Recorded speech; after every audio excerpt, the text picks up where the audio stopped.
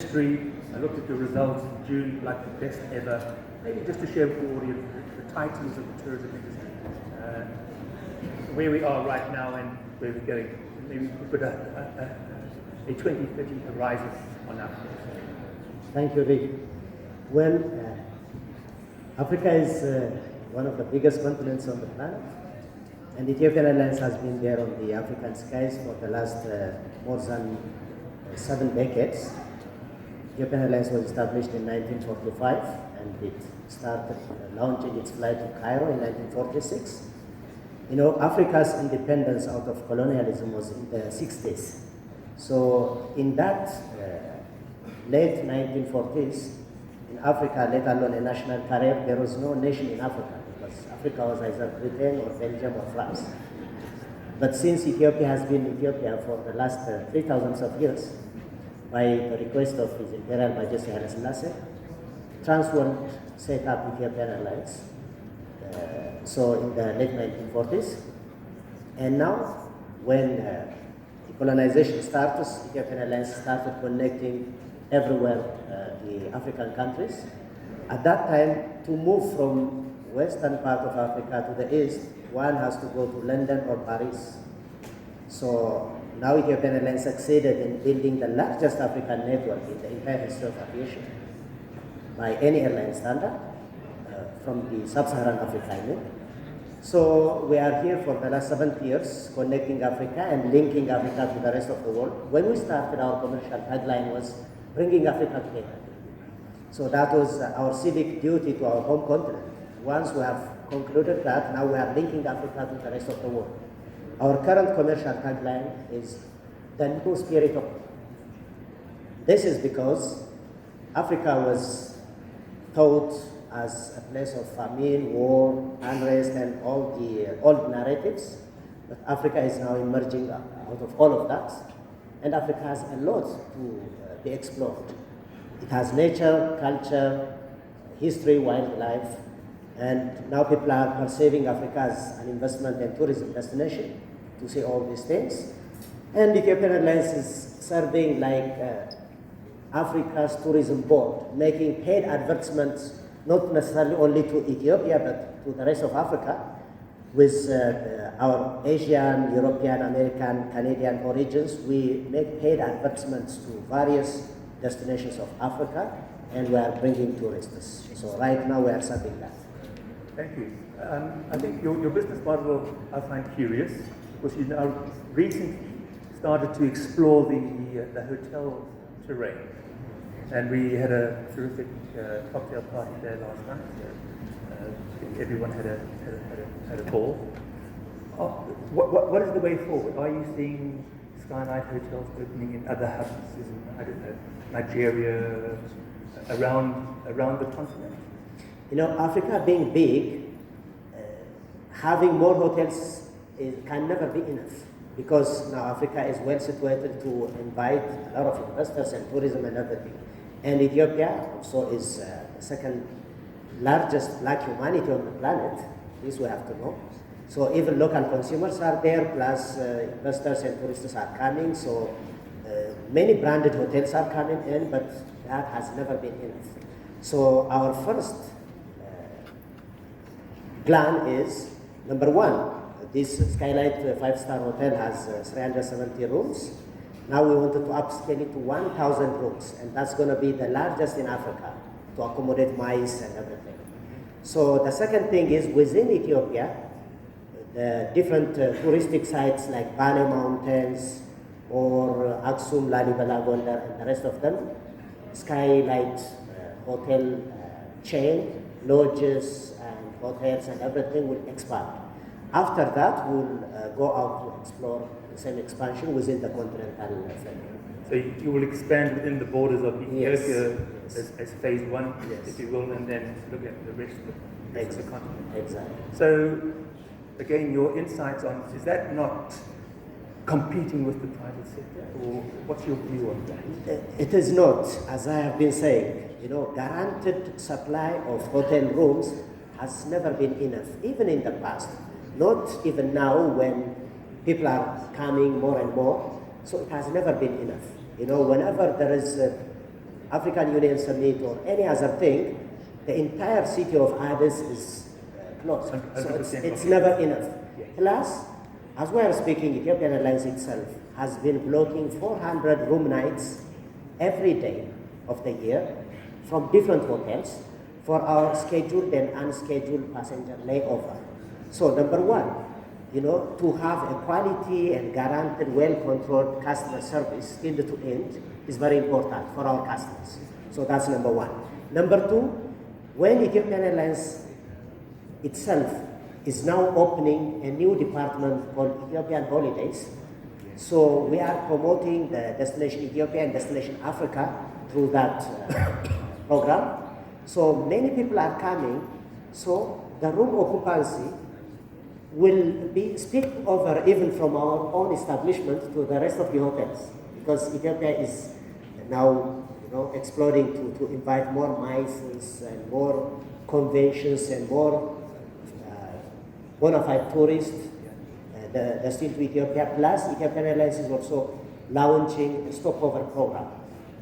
Whoever is traveling from the world through Addis to the rest of Africa, right now we have more than 12 million passengers per annum. From that, almost 70% is passing through Addis to the rest of Africa, be it for tourism or investment. So that means we are planning a stopover program here in Addis.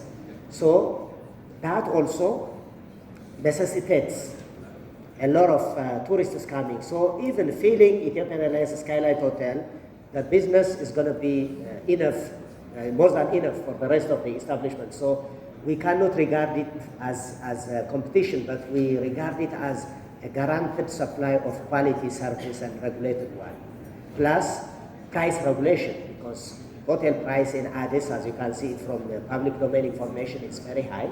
So our coming in would calibrate it so that we can have a lot of inflow of tourism and net inflow per annum of tourism to Ethiopia. Excellent. So at the moment, you'll appreciate we live, I think, very much in a VUCA world where there's vulnerability, there's uncertainty, there's chaos, there's all things are happening out there in the world. And obviously Thomas Cook is part and parcel of that circuit. So to come back to your stopover strategy, I flew in from Jakarta, I was there on business on Sunday, and the 12 million people going through Bole at this point in time. What is the thinking around plastics as part of the VUCA world, recycling, looking after? Because if you look at 12 million passengers on having 2 meals a day with knives and forks, I noticed there's still a lot of plastic on board. So you've got 12 million visitors coming through the airport, 2 meals a day, that's 24. It adds up to millions, like 72 million pieces of plastic. What is your role, the airline's role, to help save the planet? Well, sustainability is fundamental for any business. Ethiopia as a nation and Ethiopian Airlines as a company, we have got this recycling economy and sustainability and other things. For example, Ethiopian Airlines has got the aerospace manufacturing, wire harness and other things. Boeing, Airbus and others, Bombardier, we are customers buying aircraft from them, and they are also customers because we supply them parts. We are having this kind of thing growing. So for that, a lot of plastic is needed. Plus, within Ethiopia, recycling economy has started. All the plastic bottles and everything, people are grinding plastics and exporting them to some major economies. So recycling is very much on the way. Even in the city of Addis, you see youths collecting plastics and everything and supplying to processing plants at fee. So that's also creating employment as well as, sustaining the environment. So we are all part of that big picture. Absolutely. Yeah. No, I was just thinking, obviously injera, we could get rid of the knives and forks and replace those with something more cultural and appropriate to brand. Are there any other challenges that, from an airline, Africa's #1 airline, that you and your team may be wrestling with? I'm just thinking of brand Africa, visas, perhaps. I know that's got a lot better in recent months and recent years. Are there any other challenges that you, as I said, you're wrestling with? Obviously. First of all, people, the entire world need to disabuse their thoughts about Africa. Africa is now emerging. As it goes, more than 90% of the diamond is on the continent of Africa. And Africa has more than 1 billion young population, which is employable and trainable. And Africa has a lot to offer, as I said, nature, culture, history, wildlife. So Africa is now rebranding itself. And, many people have been, especially, this non-governmental donor organizations and others, they have always been projecting a miserable state of affairs on the continent, that people only need to help Africa. But the most sustainable way is for Africa to help itself. When it comes to aviation, only 3% of Africa's total aviation traffic is being contributed to the world. So we want to grow that. Taking that 3% as 100%, 80% of Africa's air traffic is being uplifted by non-African airlines. So now we are bringing Africa's brands for people to perceive Africa. But this starts from Africa itself. A European coming to most of Africa does not need a visa, but an African traveling to a fellow African country needs a visa. That's why Ethiopia has made, visa on arrival and visa online and everything for Africans to converge here. So more and more African countries need to do that. And hospitality and travel needs to start within Africa. The middle class consumer, which is growing, need to fuel, the velocity of money and economy needs to circulate within the continent. Then it gives a vote of confidence for others to perceive Africa in a better brand when we try to project ourselves in a better way. So that's what we are doing. Plus, we are also incubating regional African airlines within Africa, like Chadia, Askai in Lome, Togo, Malawian, Ethiopian Airlines, Mozambique, now the Tanzania, and many others. This will give Africa its own better share of the aviation and the hospitality economy, be it within the continent or cross-continent. So we need to work on our brand. Instead of thinking about our own past, we need to rebrand Africa in our own hands. Absolutely. And I think Ethiopian Airlines is helping fly the flag as far as that is concerned. Ladies and gentlemen, we've got about 4 minutes left, and not to exclude you at all. If you'd like to make a contribution to the conversation, please feel free absolutely to do that. I do believe there are 2 roaming microphones if there is a call to make a contribution. I think when it comes back to Africa, certainly we do a lot of work around the world, specifically in the MICE, but strategic arena, the meetings, incentives, conventions, events, and exhibition space.